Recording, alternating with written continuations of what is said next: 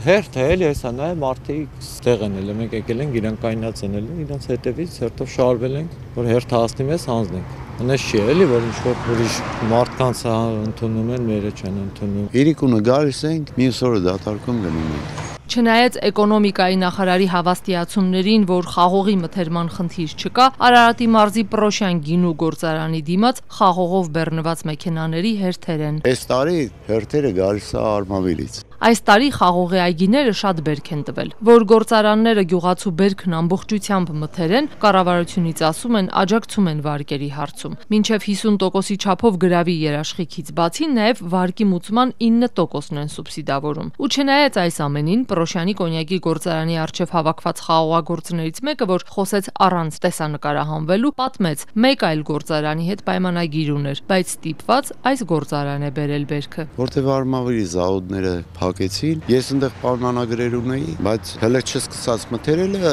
սեփականատերերը որոշեցին փակել։ Ասում է պետությունը չի ֆինանսավորում, պետությունն էլ ասում է իրանք չեն դիմում, սենց մեկի վրա գցելով։ Հայաստանում շուրջ 40 ընկերություն կա, որ խաղող է մթերում։ Դրանցից քանիսը կդիմեն կառավարության աջակցության ծրագրերից օգտվելու համար, էկոնոմիկայի նախարարությունից ասացին, դեռ ժամանակ կա, դիմումները շարունակում են ընդունել։ Թե որ գործարանն ու ինչ պատճառով չի ընդունում խաղողը, էկոնոմիկայի նախարարությունից փոխանցեցին սեփականատերերի ընտրությունն է, կարող են դիմել աջակցության ծրագրին ու մթերել, չդիմողների պատճառների մասին խոսել չեն կարող։ Համագյուղացիների բերքը սեփական մեքենայով գործարաններ հասցնող մեր մյուս զրուցակիցը բերքի տիրոջ հետ անցնում է այդ ճանապարհը։ Չի հասկանում, եթե պետությունն աջակցում է, ինչու են իրենք այս փնտրտուքի մեջ։ Կարող սխալվում է, բայց իմ կարծիքով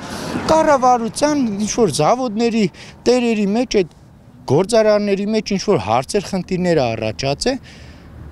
իրար չեն հասկացել, զանգ է ասելա պետությունը սուբսիդիա չի տալում, փակում եմ։ Պայմանագիր է սկաբե մարդու հետ։ Մարդն եկել է կոմոդ ասելա խաղող ունեմ, ձեզ եմ տալում, վերցում եք։ Հա, բեր օր են խոսում, տոննաժ են խոսում, այս ինչ օրը բեր, այս ինչ քանակով բեր։ Մարդը ասենք 8-ի համար խաղող ունի, որ պետք է տանի, 4-ին զանգում են, 3-ին զանգում են, ասում են պետությունը սուբսիդիա չի տալում, զավոդը փակում են, խաղողը կոպիտ ասած ինչ կուզես արա։